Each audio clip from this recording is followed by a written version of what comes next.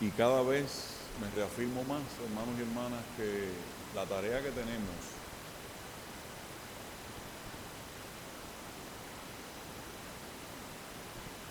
de cómo nosotros ayudamos a la gente a construir lo que es su imagen de Dios tiene que ver mucho con ese elemento, con esa realidad de la salud de nuestro pueblo.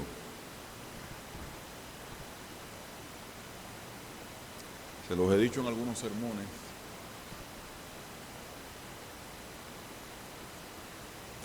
Capítulo 1 del Evangelio de Lucas. Voy a leer a partir del verso número 34 y voy a cruzar, ¿verdad?, hasta el momento en que comienza la visita de María a Isabel o Elizabeth. Capítulo 1, verso 34. Entonces María dijo al ángel: ¿cómo será esto? Pues no conozco varón. Respondiendo el ángel le dijo: el Espíritu Santo vendrá sobre ti y el poder del Altísimo te cubrirá con su sombra, por lo cual también el santo ser que nacerá será llamado Hijo de Dios. Y he aquí tu parienta Elizabeth, ella también ha concebido hijo en su vejez, y este es el 6º mes para ella, la que llamaban estéril, porque nada hay imposible para Dios. Entonces María dijo: he aquí la sierva del Señor, hágase conmigo conforme a tu palabra. Y el ángel se fue de su presencia. En aquellos días, levantándose María, fue deprisa a la montaña, a una ciudad de Judá, y entró en casa de Zacarías y saludó a Elizabeth. Y aconteció que cuando oyó Elizabeth la salutación de María, la criatura saltó en su vientre y Elizabeth fue llena del Espíritu Santo y exclamó a gran voz y dijo: bendita tú entre las mujeres y bendito el fruto de tu vientre. ¿Por qué se me concede esto a mí, que la madre de mi Señor venga a mí? Porque tan pronto como llegó la voz de tu salutación a mis oídos, la criatura saltó de alegría en mi vientre. Y bienaventurada la que creyó, porque se cumplirá lo que le fue dicho de parte del Señor. Y bienaventurada la que creyó, porque se cumplirá lo que le fue dicho de parte del Señor. Dios, que las palabras que salgan de mi boca, fruto de las meditaciones de mi corazón, sean para la gloria de tu nombre y sean de bendición y de edificación para este pueblo tuyo aquí reunido. Amén.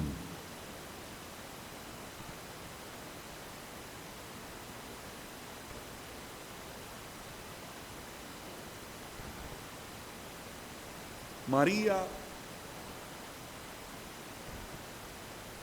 recibe la visita del mensajero del Señor. Escucha las palabras de este heraldo, las acoge, las recibe, y en medio de lo que pudieron haber sido sus preguntas o sus temores, como decíamos el domingo pasado, hace suyas estas palabras. Y el desafío que le plantea el ángel lo convierte en su brújula, en su norte.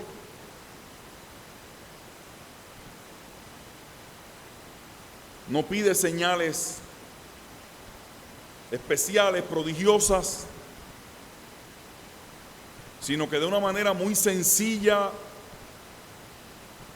pero muy sentida, hace suyo el reclamo, la visita, las implicaciones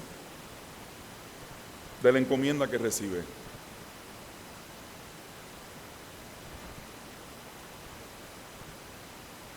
Y decíamos el domingo pasado, y es menester resaltarlo hoy otra vez, tal vez con otras notas, cómo es que esta joven, muy joven mujer, hace suyas las palabras que el ángel le dirige, y cómo hay ahí un hermoso contraste con lo que ha ocurrido en el mismo texto.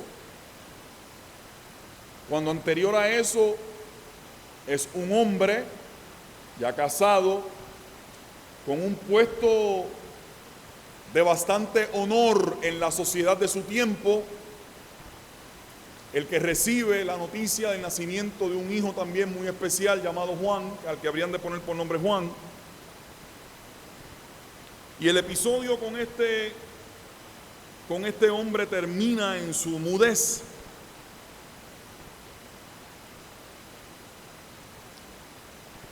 Allí recluido en su casa. Zacarías se tiene que ir para su casa. Y de repente aparece esta joven con tantos elementos de riesgo que le planteaba la situación, que no se queda recluida en su casa, sino que inicia y emprende un movimiento, un viaje.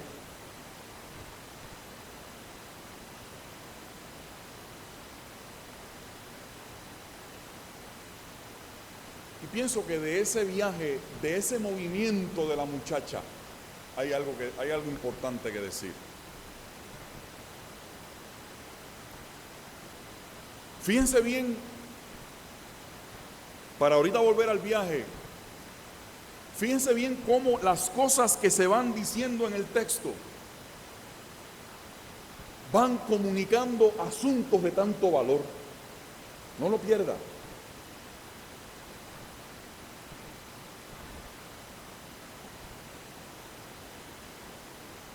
El evangelista pone a esta joven mujer a dar un viaje saliéndose de la llanura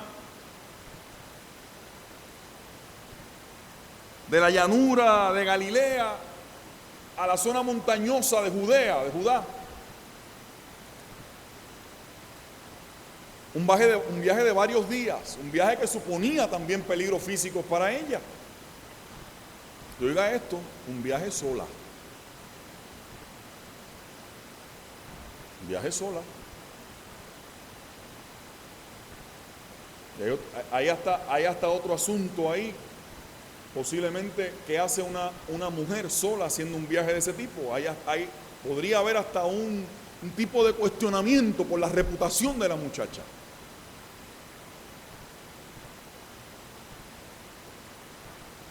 Si no, mire a ver por qué es que la mujer del pozo de Sicar sale a una hora en la que no hay nadie, en las afueras, por el sol, sale a buscar agua a la hora que sale a buscar agua y está sola. ¿Y por qué los discípulos empiezan acá? ¿Y qué hace Jesús hablando con una mujer que está sola a esta hora afuera? Así que fíjense cómo el evangelista nos dibuja lo que está pasando. Por eso es que es importante. Pero no solamente eso.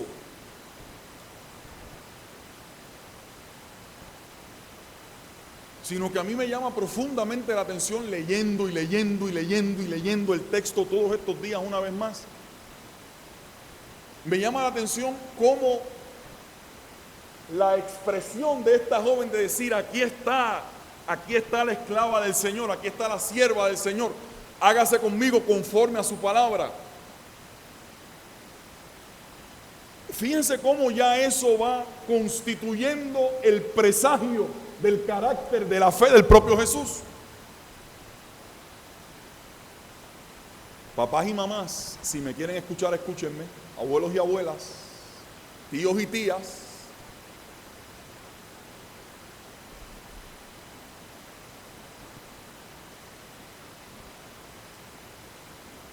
Aquí de alguna manera ya se va, vamos a decirlo de esta forma, ¿verdad? Con un poco de licencia, se va anticipando cuál es el carácter y cuál va a ser el carácter de la fe de Jesús.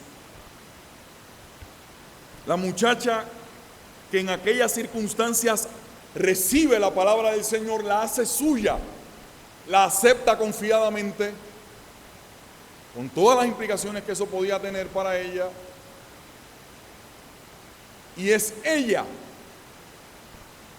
es en ese momento que el evangelista,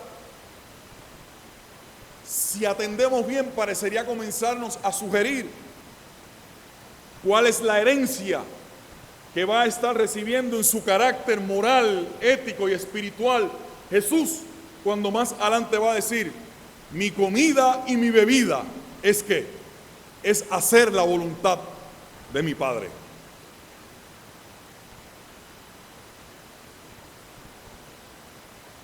Así que estoy diciendo eso para que no se nos olvide, mirando el texto bíblico,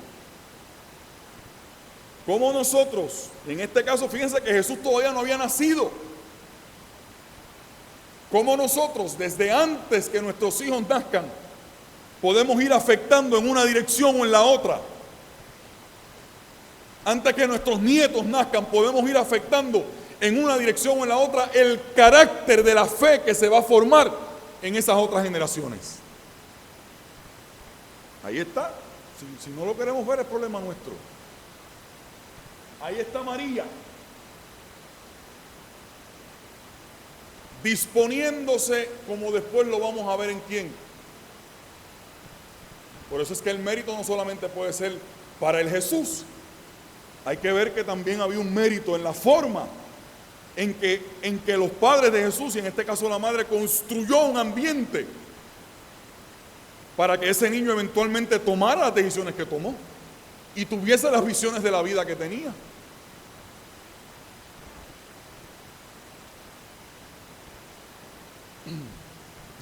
Déjenme confesarles una queja.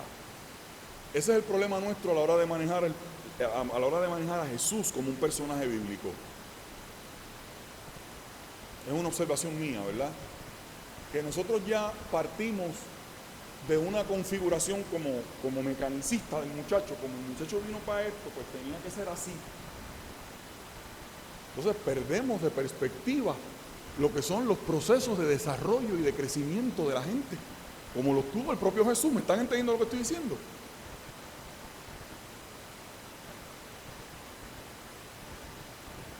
No, bueno, que tenía que ser así porque era el Hijo de Dios, figúrese. Entonces decimos eso y le quitamos todo el jugo a la historia. ¿Cierto, Castellano? ¿A ti que te gusta hablar de cosas de la familia? ¿Cómo? Claro.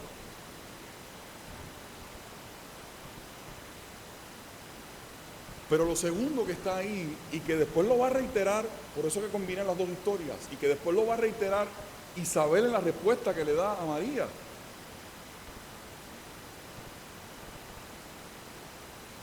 Después que la saluda y le dice, ¿verdad? Bendita tú entre las mujeres y bendito el fruto de tu vientre.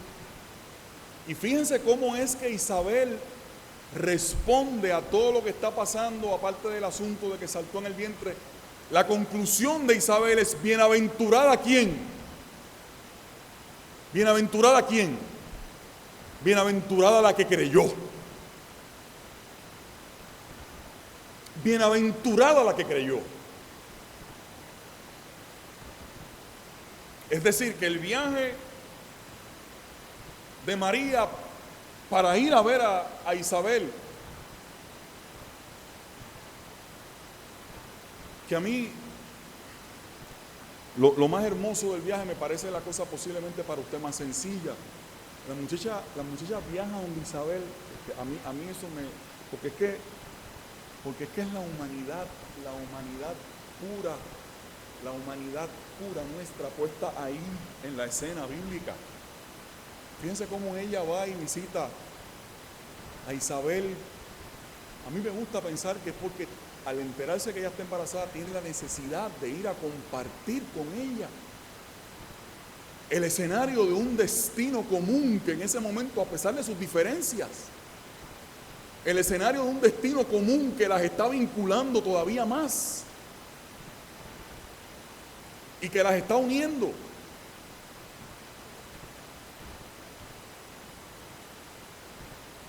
Pero como al mismo tiempo ese viaje sobre el que todavía voy a decir algo ahorita, ese asunto de haberse movido apresuradamente,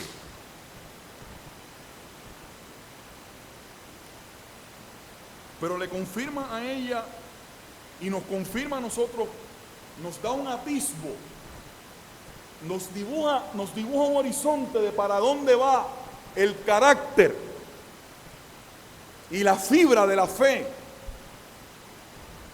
y el entendimiento del proyecto que tuvo eventualmente Jesús de Nazaret, sino que también le sirve a ella como una confirmación y a nosotros de que María se convierte en un prototipo, en un modelo de lo que es el discipulado. Porque a fin de cuentas el discipulado en su expresión más sencilla, obviamente lo podemos elaborar 1000 veces más, pero en su expresión más sencilla es hacernos conscientes por la acción del Espíritu y por nuestra propia conciencia, hacernos conscientes de hacia dónde Dios nos quiere llevar y seguir esa ruta.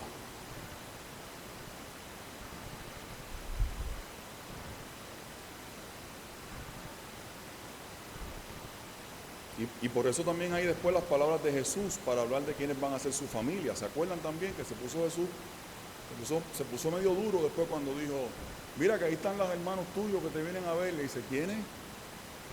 Hubo unos momentos que Jesús, hay unos retratos de Jesús en los evangelios, como aquello de, mira, voy a entejar a mi familiar, ¿verdad? Y Jesús le dice, no, que entejar.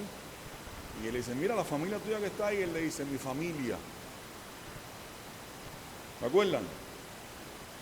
Mi familia es, búsquelo.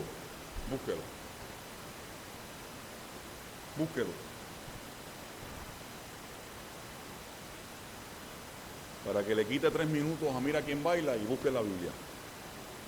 Oye, eso se acabó, eso se acabó ya. Adiós, ¿verdad? Que ganó el ex menudo.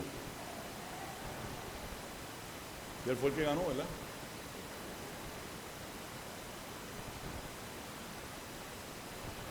Ese murmullo.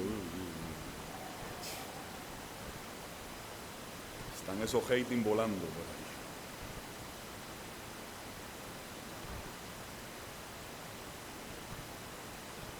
O sea que la importancia de María,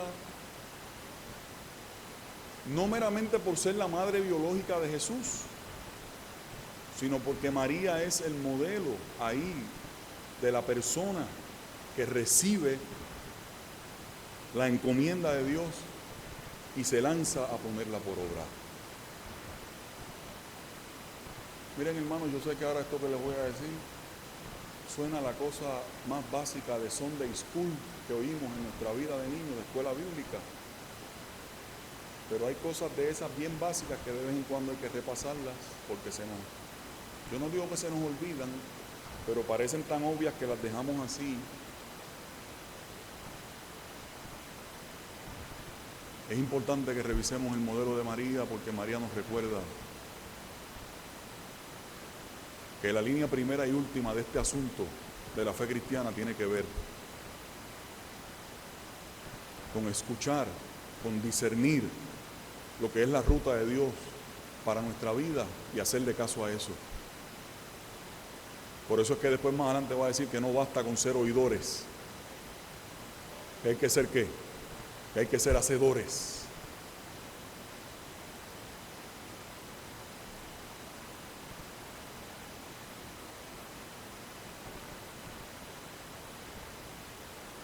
Además es importante, hermanos y hermanas, porque como le dije la semana pasada, pero no pude terminar ese pensamiento, me puse a revisar en el Antiguo Testamento en qué momentos aparece una mujer, sobre todo con su propia voz, un personaje de otra manera anónimo y escondido, porque las mujeres en este tipo de sociedad, para lo que servían, no se me ofenda ni se me asuste nadie, para lo que servían era para la prolongación, para asegurar la prolongación del nombre del varón. Vamos a estar claros.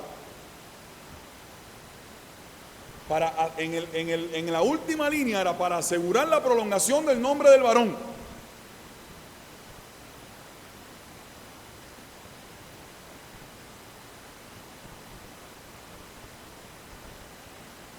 Pero yo no sé de qué forma comunicarles a ustedes cómo es que yo brinco de alegría cuando me encuentro con el texto bíblico, cómo yo alabo y bendigo el nombre de Dios.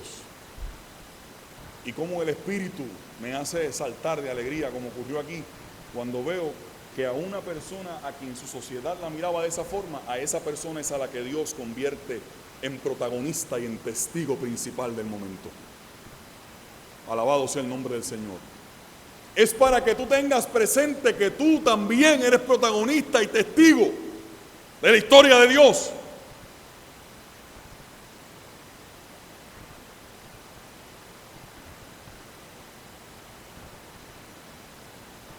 Fíjense bien que el evangelista Lucas está convirtiendo en protagonista y en testigo principal a una mujer. Y ahorita les dije que había ahí como un anticipo del carácter de Jesús. Aquí también, en términos literarios, hay otro anticipo. Porque al final del drama del evangelio, miren cómo no es casualidad, miren por qué es que hay que leer el texto, porque el texto, yo les digo a ustedes todos los domingos, que es tan rico, que es tan maravilloso, y que no lo podemos leer como si estuviéramos leyendo un cómic o una nota suelta del periódico, porque de repente yo digo, aquí María es la que se convierte en testigo principal. Y de repente como que viene así el cantazo de la memoria del evangelio, y digo, espérate, que al final del evangelio, precisamente es por el testimonio no reconocido y no respetado, los varones dieron, hay unas mujeres ahí que se han puesto histéricas a decir que el cuerpo, ¿se acuerdan aquel elemento de burla, peyorativo? Hay unas mujeres ahí que se han puesto a decir que el cuerpo de Jesús no está allí. Mírenlo aquí.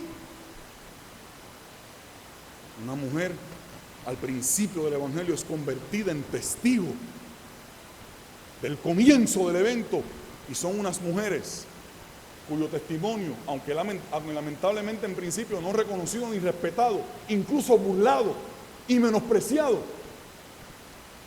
el evangelista toma a una mujer al comienzo, una no protagonista, una no persona, la toma al comienzo para hacerla testigo principal, y el evangelista al final también pone a las mujeres siendo testigos principales del evento.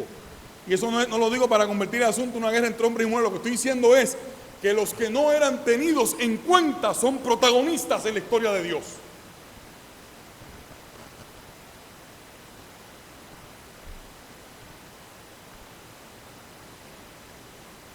El perfil del creyente está claramente delineado ahí. De eso también se trata la Navidad.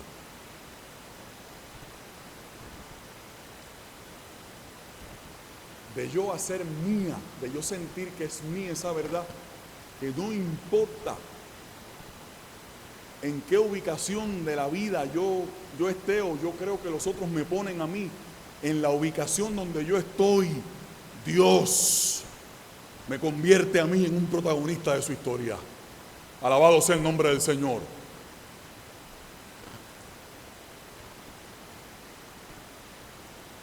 Lo que pasa es que Dios lo hace, Dios es espectacular. Lo hace hasta con una nota de ironía, ¿verdad? Hay hasta una nota de ironía ahí, ¿verdad? Porque María va sola.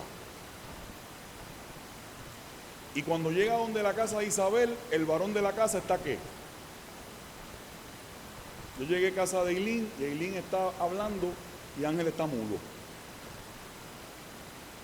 O llegan a casa de Frances, no, don't go there, ¿verdad? Ok. Llegan a casa de Frances, sí, porque.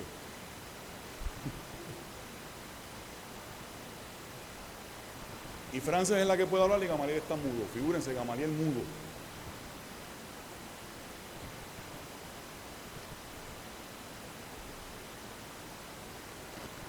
Y digo con una nota de ironía, porque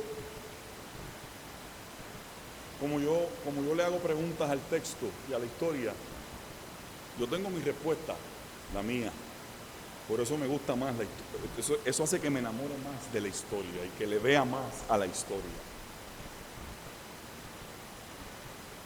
Que María va sola, llega a la casa de aquella otra, de Isabel. El varón está mudo, así que las únicas dos que pueden hablar son ¿quiénes? Son ellas dos. ¿Sabe lo que pasa en todas las otras escenas de la Biblia en las que hay hombres y mujeres? ¿Quiénes son los que hablan? Léalo, eso está ahí, no pelee conmigo, eso está ahí. O sea que si posiblemente María hubiese ido acompañada, y cuando llegara a casa el sacerdote, figúrense ustedes, hubiese podido hablar, posiblemente al historiador no le hubiera quedado más remedio que recoger el conversatorio de reflexión entre los dos varones. Pero las únicas que podían hablar aquí eran las mujeres. ¿Qué regalo nos hace el texto de poder recoger el testimonio de estas dos mujeres? Porque a lo mejor hubiese quedado opacado.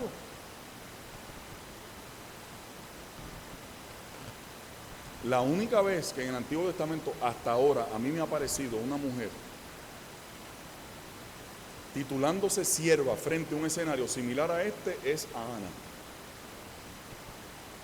Búsquelo. Y si les aparece otra, como dicen en inglés, I stand corrected.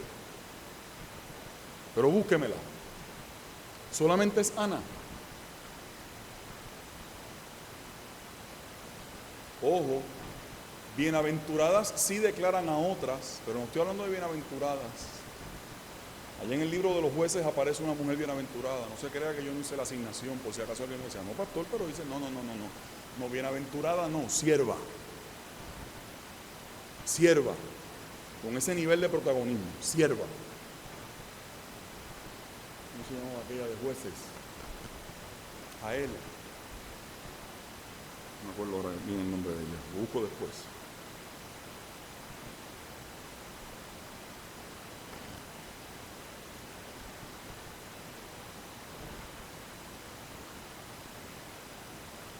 Y como comentario de respeto a mis hermanos católicos, también en el libro de Judith, que no está incluido en el Antiguo Testamento nuestro, pero sí está incluido en el Antiguo Testamento católico, se habla también de una mujer bienaventurada. La verdad que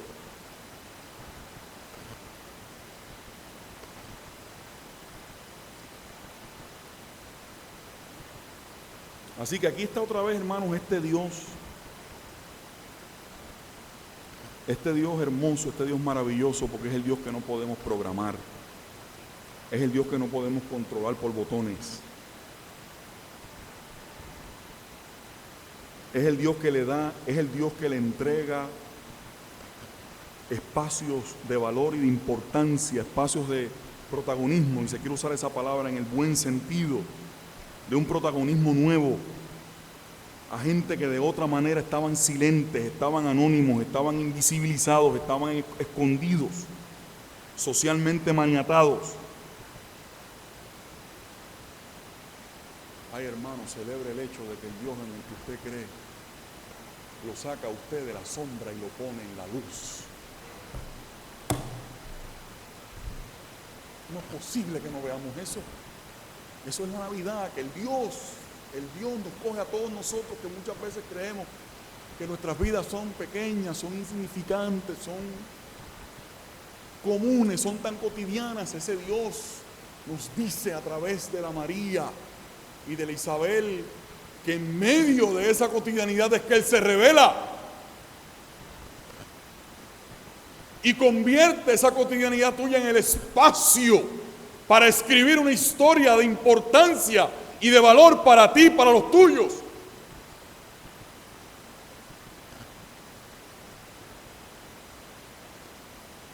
y aparecen hablando, una porque viaja sola y la otra porque el marido está mudo, nada más y nada menos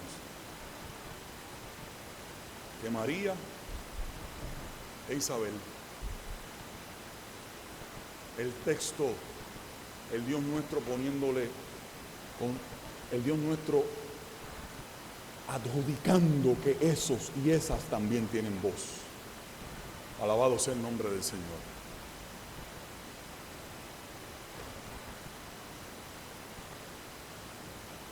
María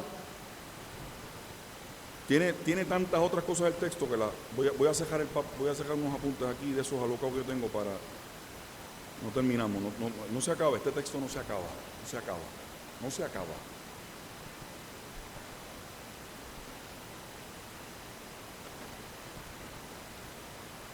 Si nos dejamos llevar por lo que tenemos, que es el texto bíblico, en el texto no se dice otra cosa que no sea que el ángel fue y le informó a ella lo que iba a pasar con ella y un adelanto del perfil del muchacho que iba a nacer, del santo ser que nacería en el vientre.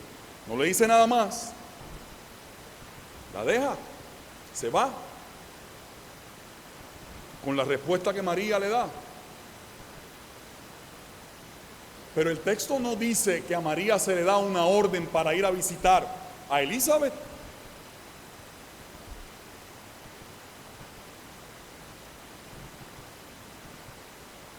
De su respuesta, y aquí es donde usted tiene que estar bien atento, de su respuesta es que se genera un movimiento para ir a ver a su parienta y allá lo que decíamos ahorita, ir a compartir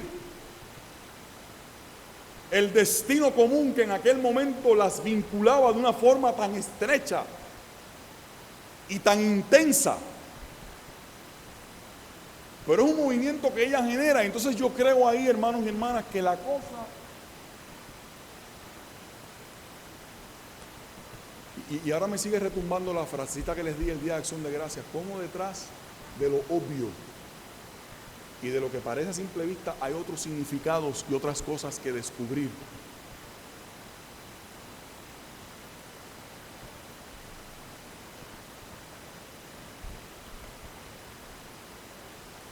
Porque me parece a mí importante, para efectos de las revisiones correspondientes que todos hacemos de un final de año y de un comienzo de un año,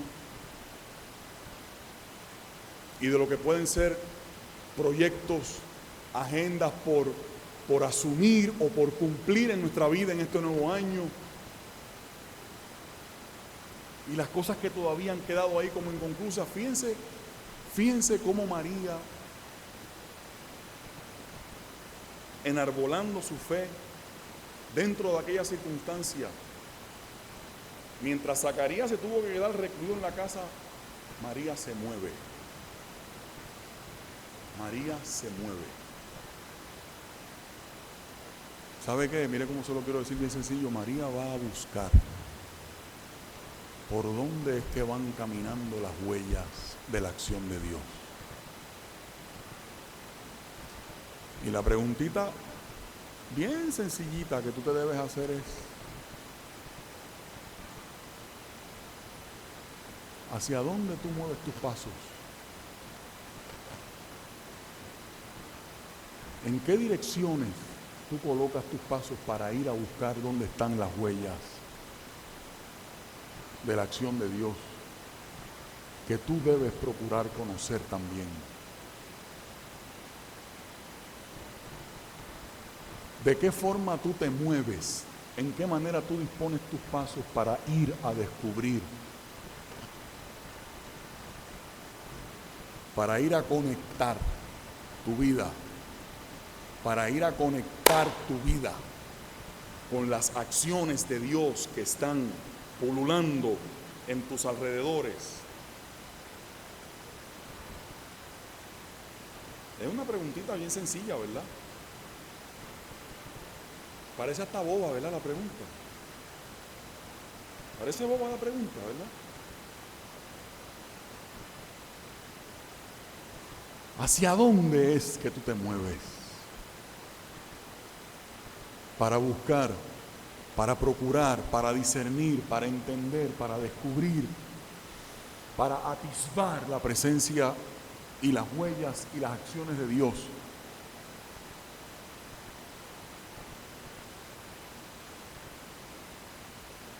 No sería esa una buena pregunta ahora que estamos hablando tanto del final de año y al principio de un año. La muchacha se levanta y a mí, la primera frase que me vino cuando volví a leer el texto, toda esta noche volví otra vez ahí a fajarme con el texto, cuando acostaba a los gemelos y a Lani, y volví otra vez al texto porque decía, es que hay otra cosa ahí. Hay otra cosa, hay que seguir fajándose con este texto. ¿Cómo es eso de que la muchacha va sola de viaje a encontrarse con la otra? ¿Qué es lo que ella fue a buscar? Aparte de compartir la experiencia, ¿qué fue lo que ella fue a buscar? ¿Por qué fue que se movió? ¿Qué fue lo que ella intuyó? ¿Qué fue lo que ella pudo discernir que había en aquel lugar, en aquella casa, dejando la comodidad de su llanura para meterse?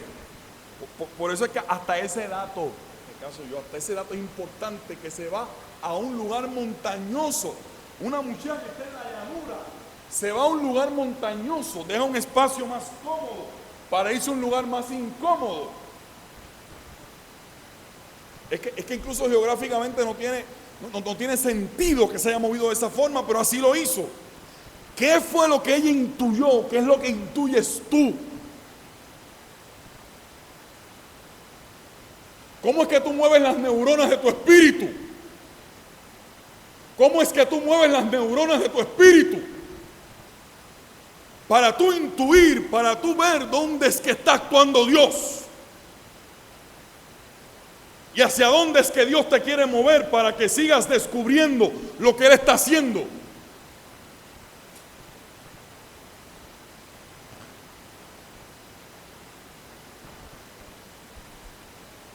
Prueba el canto. El viaje de la muchacha a María le sirve para confirmar de parte de Dios lo importante que había sido lo que ella le había respondido al ángel. Aquí está la esclava del Señor. Y lo que Isabel le dice al final es: y bienaventurada la que creyó. Fíjense cómo le sirvió a ella misma para dibujarse mejor el cuadro de lo que estaba pasando.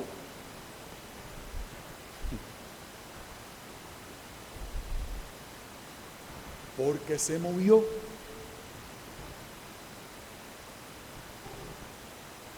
Porque buscó por dónde andaban transitando las huellas del quehacer de Dios.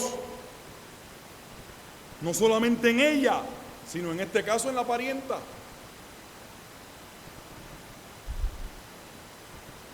Eso es tema aparte, ¿verdad?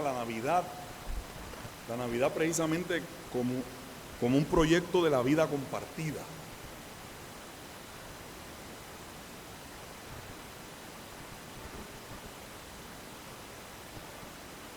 Mientras el llamado viernes de las ventas locas, la gente apresuradamente,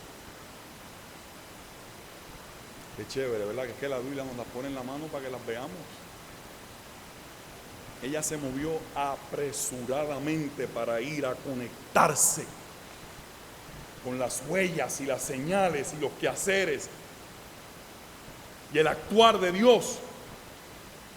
La gente nuestra apresuradamente escuchó la voz del Dios mamón, del Dios dinero, del Dios consumo.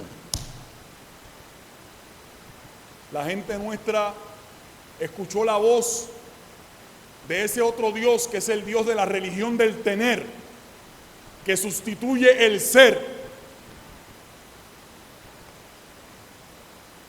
Y el tener como la medicina para resolver los vacíos de la gente, las carencias de la gente, los cráteres en la vida de la gente. La gente nuestra se movió apresuradamente a escuchar la voz de ese Dios que se llama anuncios engañosos.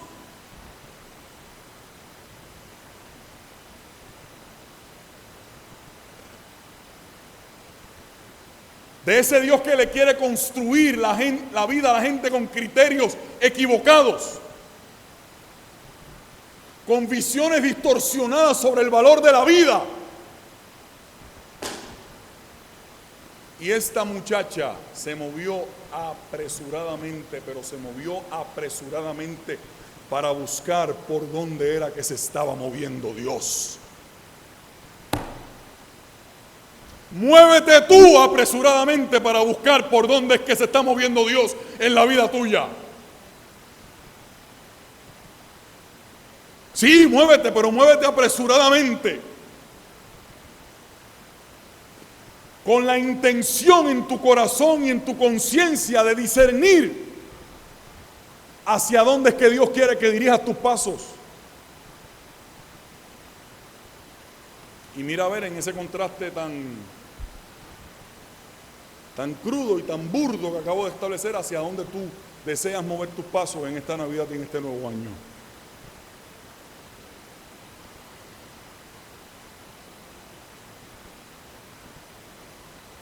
Ojalá